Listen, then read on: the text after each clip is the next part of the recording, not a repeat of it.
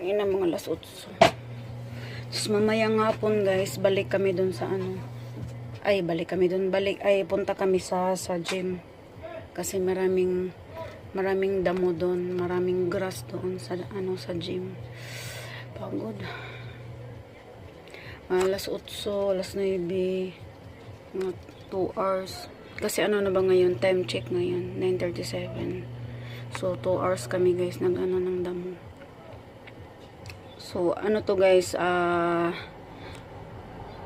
ano to guys, by barangay, tapos pina-implement ng DOLE.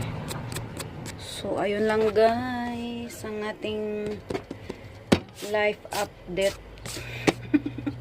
Life update tayo ngayon. So thank you for watching guys.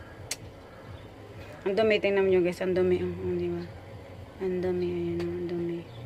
Kasi ito, hindi pa ako naghugas ng kamay kasi nakakapagod kaya magbunot-bunot tapos maghugas ka agad.